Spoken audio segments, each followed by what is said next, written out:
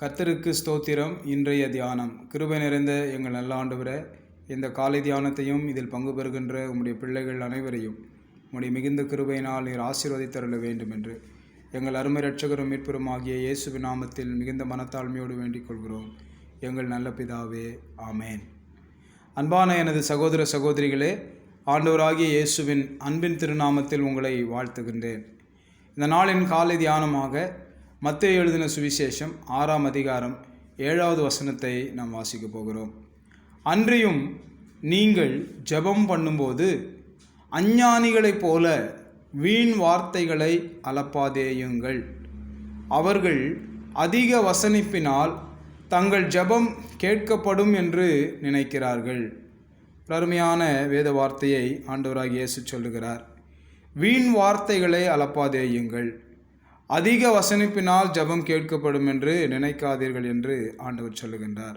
இந்த 2 காரியங்கள், தங்கள் ஜெபங்கள் கேட்கப்படும், விண்ணப்பங்கள் கேட்கப்படும், தங்கள் வேண்டுதல்கள் கேட்கப்படும் என்று தேவனை பற்றி அதிகம் அறியாதவர்கள் நினைத்து வந்தார்கள்.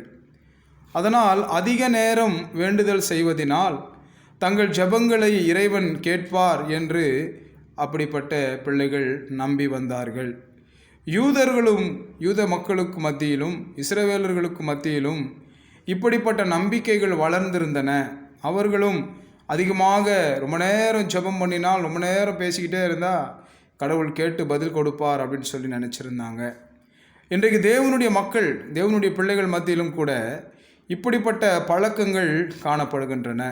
அதிக நேரம் ஜெபிப்பதால், வல்லமையாக ஜெபிப்பது போன்ற காண்பித்து கொள்வதால், அழகான வார்த்தைகளால் ஜெபிப்பதால், திரும்ப திரும்ப சொன்ன வார்த்தைகளையே சொல்லி சொல்லி ஜெபிப்பதால் நம்முடைய ஜெபங்கள் கேட்கப்படுவதில்லை.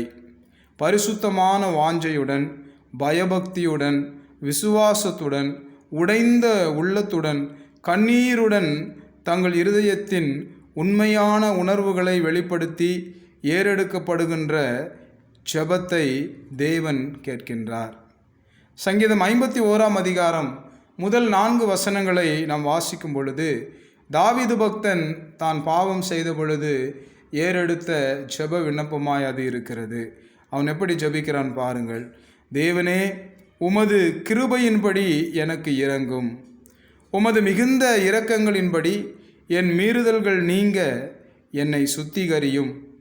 என் அக்கிரமம் நீங்க என்னை முற்றிலும் கழுவி என் பாவமற என்னை சுத்திகரியும்.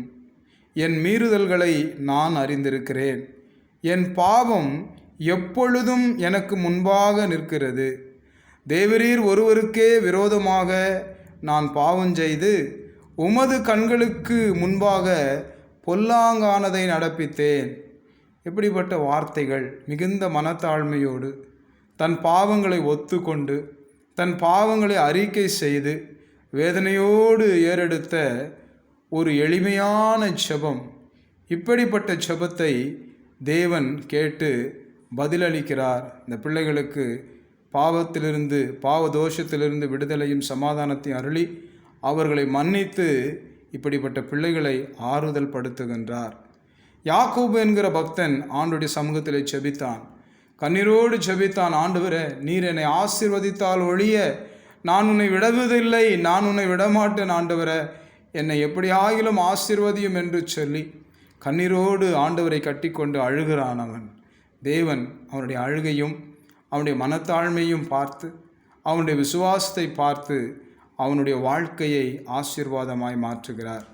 மோசே தன் ஜனங்களுடைய ஆசீர்வாதத்திற்காய் ஜெபிக்கிறான்.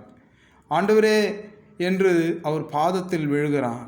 ஆண்டவரே, இந்த ஜனங்களுடைய பாவத்தை நீர் மன்னியாதிருப்பீரானால் என்னுடைய பெயரை கூட உம்முடைய ஜீவ புஸ்தகத்திலிருந்து கிறுக்கி போட்டுவிடும் என்று சொல்லி ஒரு அற்புதமான ஜெபத்தை தாழ்மையோடு தேவ சமூகத்தில் அவன் ஏறெடுத்தான். எலியா என்கிற கர்த்தருடைய ஊழியக்காரர் கருத்தாய் ஜெபம் பண்ணினார் என்று வேதம் சொல்லுகிறது. நம்மை போல பாடுள்ள மனுஷராய் அவர் காணப்பட்டிருந்த பொழுதிலும் தேவனுடைய வாக்குத்தத்தம் நிறைவேற வேண்டும் என்பதற்காக கருத்தாய் தேவ சமூகத்திலே ஜெபம் பண்ணினார் என்று வேதத்தில் நாம் வாசிக்கின்றோம்.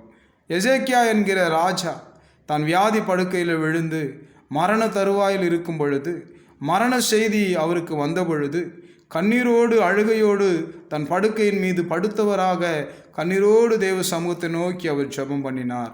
பரலோகத்தின் தேவன் அவருடைய அழுகுரலை கேட்டு அவருடைய விண்ணப்பத்தை நான் கேட்டேன், கண்ணீரை கண்டேன் என்று சொல்லி அவருடைய ஆயுசின் வருஷங்களோடு 15 வருடங்களை கூட்டி கொடுத்த அனுபவத்தை நாம் வாசிக்கின்றோம். யோசபாத் என்கிற ராஜா தனக்கு விரோதமாய் பல தேசங்கள் ஒன்று கூடி யுத்தம் செய்ய வந்த பொழுது தேவாலயத்திற்கு ஓடி வந்து கண்ணீரோடு அழுகையோடு ஜெபிக்கிறார், உபவாசம் பண்ணி ஜெபிக்கிறார். ஆண்டவரே, என்ன செய்வதென்று எனக்கு ஒன்றுமே தெரியவில்லை. என்னுடைய கண்கள் மாத்திரமல்ல, இந்த தேச மக்கள் அனைவருடைய கண்களும் உம்மையே நோக்கி கொண்டிருக்கிறது. என்ன செய்வதென்றே எங்களுக்கு தெரியவில்லை என்று சொல்லி அங்கலாய்ப்போடு ஜெபிக்கிறார். தேவன் இந்த யுத்தத்தை நான் நடத்துவேன் என்று சொல்லி அவர்களுக்கு உதவியாயிருந்த அனுபவத்தை நாம் பார்க்கின்றோம்.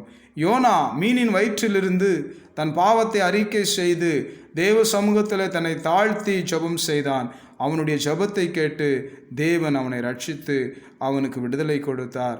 இப்படியாக விசுவாசத்துடன் மனத்தாழ்மையுடன் கண்ணீருடன் ஜெபிக்கிற ஜெபங்களை தேவன் கேட்கின்றார். ஸ்தோத்திர பலிகளை இன்றைக்கு அதிகமாக நாம் பார்க்கின்றோம். சங்கீதம் 50 அதிகாரம் 23 வசனத்தில் நாம் பார்க்கும் பொழுது, ஸ்தோத்திர பலியிடுகிறவன் என்னை மகிமைப்படுத்துகிறான் என்று சொல்லி நாம் அங்கே வாசிக்கிறோம். சங்கீதம் 145 அதிகாரம் 21 வசனத்திலே, என் வாய் கர்த்தரின் துதியை சொல்வதாக, மாம்ச தேகமுள்ள யாவும் அவருடைய பரிசுத்த நாமத்தை எப்பொழுதும் ஸ்தோத்திரிக்க கடவுது என்று இங்கே எழுதப்பட்டிருக்கிறது. ஸ்தோத்திர பலிகள் எப்படிப்பட்ட ஸ்தோத்திரம், எப்படிப்பட்ட துதிகள், மனதின் ஆழத்திலிருந்து கர்த்தர் செய்த நன்மைகளுக்காக ஏறெடுக்கப்படுகின்ற ஸ்தோத்திரம் துதிகளை தேவன் மகிழ்ச்சியாக ஏற்றுக்கொள்ளுகின்றார். ஆனால் இன்றைய நிலை எப்படி இருக்கிறது தெரியுமா? மற்றவர்கள் மந்திரம் உச்சரிப்பது போல இன்றைக்கு ஸ்தோத்திர பலிகள் உச்சரிக்கிறார்கள்.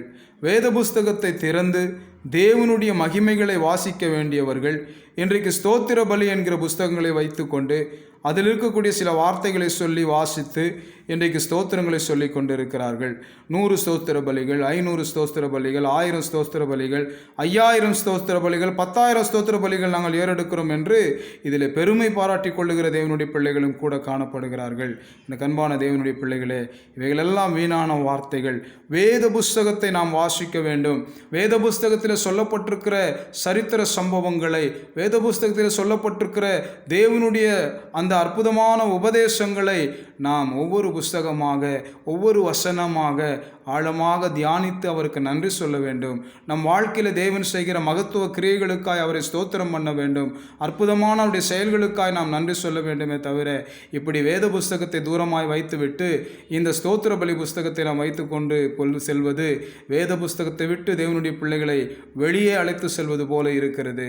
எனக்கு அன்பான தேவனுடைய பிள்ளைகளை, 1000 ஸ்தோத்திர பலிகள் சொல்வதனால் பிரயோஜனம் இல்லை.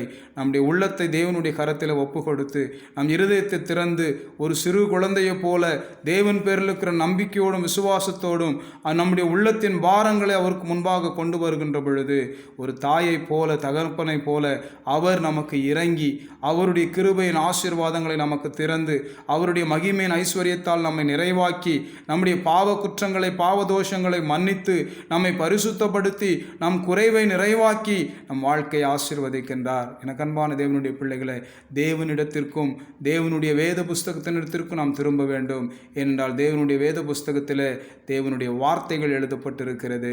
தேவன் அதை நமக்கு எழுதி கொடுத்திருக்கிறார். அதை முக்கியப்படுத்துவோம், வேதத்தை மகிமைப்படுத்துவோம், வேத வார்த்தைகளை மகிமைப்படுத்துவோம். கிறிஸ்து இயேசுவின் உபதேசத்தை நம் வாழ்க்கையில் கை கொண்டு நடப்போம். ஆண்டவர் சொல்லுகின்றார், அதிக வசனிப்பினால் உங்கள் ஜெபங்கள் கேட்கப்படும் என்று நினைக்கிறீர்களா? கர்த்தர் சொல்கிறாரு, அது கேட்கப்படாது என்று சொல்லுகிறார். நாம் எப்படி ஜெபிக்கிறோம், எப்படி ஸ்தோத்தரிக்கிறோம், சிந்தித்து பார்ப்போம். கர்த்தர் நம்மை ஆசீர்வதிப்பார். God bless you. Amen.